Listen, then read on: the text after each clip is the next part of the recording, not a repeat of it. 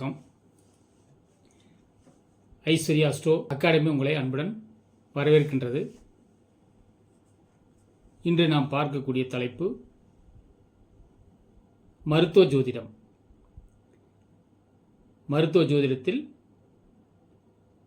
நோய் என்ன நோய் என்றால் கேன்சர், அதாவது புற்றுநோய் எந்த அமைப்பில் வரும், புற்றுநோய்க்கான நட்சத்திரங்கள் என்ன என்பதை இன்று நாம் பார்ப்போம். பொதுவாக லக்னாதிபதி, ஒரு ஜாதகத்தில் லக்னாதிபதி நீசம் அல்லது அஸ்தமனம் அல்லது திதிசூனியம் அல்லது பாதகம் தொடர்பு பெற்று இருந்தால் நிச்சயமாக அந்த ஜாதகருக்கு ஏதோ ஒரு வகையில் உடல் ரீதியான பாதிப்பு இருக்கும் என்பதை நாம் தெரிந்து கொள்ளலாம். ஜோதிடத்தில் நட்சத்திரத்தினுடைய குணாதிசயங்கள், ஒவ்வொரு நட்சத்திரமும் எந்த உடல் பாகத்தை குறிக்கின்றது, எந்த நட்சத்திரம் என்ன நோயை தருகின்றது என்பதை அந்த நட்சத்திரங்களுடைய காரகத்தின் வாயிலாக நாம் தெரிந்து கொள்ளலாம். அப்படி பார்க்கும்போது இன்று அதாவது கேன்சர் நோய், புற்றுநோய் தரக்கூடிய நட்சத்திரங்கள் என்ன என்பது இப்போது பார்ப்போம். புற்றுநோய்க்கான நட்சத்திரங்கள் என்ன என்பது இப்போது நாம் பார்ப்போம். ஒன்று கிருத்திகை நட்சத்திரம். கிருத்திகை நட்சத்திரம். அடுத்து ரோகிணி நட்சத்திரம். ரோகிணி. அடுத்து புனர்பூச நட்சத்திரம். புனர்பூசம். அடுத்து பூசம். அடுத்து ஆயில்யம்.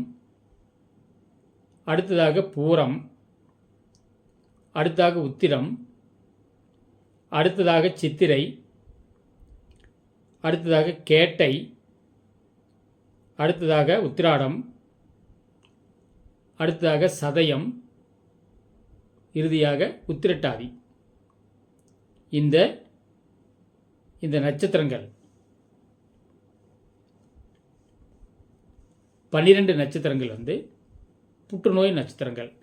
கிருத்திகை, ரோகிணி, புனர்பூசம், பூசம், ஆயில்யம், பூரம், உத்திரம், சித்திரை, கேட்டை, உத்திராடம், சதயம், உத்திரட்டாதி. இந்த 12 நட்சத்திரங்கள் கேன்சரை தரக்கூடிய, அதாவது புற்றுநோயை தரக்கூடிய நட்சத்திரங்கள். கேன்சரை மட்டும்தான் தரும் என்பது இல்லை. இந்த நட்சத்திரங்கள் மூலியமாக நிறைய நன்மைகளும் இருக்கின்றது. நல்ல கிரகங்கள் நல்ல ஆதிபத்திய கிரகங்கள் இருந்தால் நல்ல ஆதிபத்தியங்கள், நல்ல சுபமான பலன்களை தரும். 6ஆம் அதிபதியோ அல்லது 8ஆம் அதிபதியோ 12ஆம் அதிபதியோ அல்லது பாதகாதிபதியோ அல்லது கேது தொடர்பு பெற்றால் இந்த 12 நட்சத்திரங்களான நான் சொன்ன மேலே சொன்ன அந்த 12 நட்சத்திரங்களுடைய ஏதாவது ஒரு தொடர்பு பெற்றால் நிச்சயமாக அந்த ஜாதகருக்கு புற்றுநோய் வரக்கூடிய அந்த நிலை ஏற்படும். கிரகங்களில் சூரியனும் கேதும் சேர்க்கை இருந்தாலும் புற்றுநோய் வரக்கூடிய பாதிப்பு உண்டு. அது மட்டும் இல்லாமல் குரு, செவ்வாய், சூரியன் இந்த கிரக சேர்க்கை, இந்த தொடர்புகள் இருந்தாலும் புற்றுநோய் வரக்கூடிய வழி இருக்கும். புற்றுநோய் வந்துவிட்டதென்றால் அதற்கு உண்டான ஸ்தலங்கள், புற்றுநோயை தீர்க்கக்கூடிய ஸ்தலங்கள். ஒன்று திருவாரூர் மாவட்டத்தில் அல்லது திருவாரூர் உள்ள தியாகராஜா சுவாமி சன்னதிகளில் உள்ள புற்றிடங்கொண்டார் என்ற அந்த தெய்வம், கேன்சர் வந்தால் அந்த கேன்சரை நிவர்த்தி செய்யக்கூடிய அந்த ஸ்தலம் புற்றிடங்கொண்டார் என்று நாம் சொல்லலாம். புற்று இடம் கொண்டார். கோயிலுக்கு போனால் நோய் நிவர்த்தி ஆகுமா என்று சிலர் விதண்டாவதமாக கேட்பார்கள். சிலர் மருத்துவமனைக்கு செல்லாமல் வெறும் கோயில் குளம் என்று அல்லது அர்ச்சனை செய்தால் நோய் குணமாகிவிடுமா என்றால் இந்த குதர்க்கத்தனமான கேள்விகளுக்கு இங்கே இடமில்லை.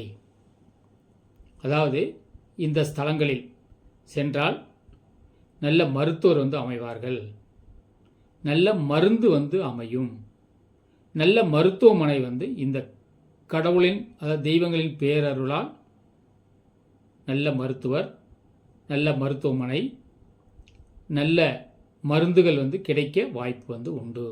இதன் மூலியமாக புற்றுநோய் குணப்படுத்தக்கூடிய அந்த வழிவகைகள் இறைவன் அருளால் நடைபெறும்.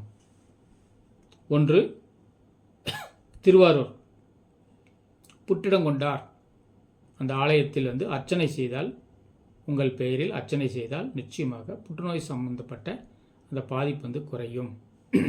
அடுத்ததாக காஞ்சிபுரத்தில் உள்ள ஏகாம்பரநாதர், காஞ்சிபுரம் ஏகாம்பரநாதர்.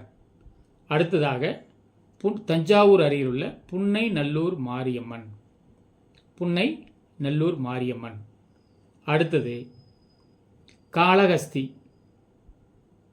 காளகஸ்தி சென்றாலும் அந்த தீண்டாமேனிநாதர் அவர்களுக்கு பச்சை கற்பூரம் மற்றும் பன்னீர் கலந்து அபிஷேகம் செய்தாலும் கூட உங்களுக்கு புற்றுநோய் பாதிப்பு இருந்தால் நிச்சயமாக நீங்கிவிடும்.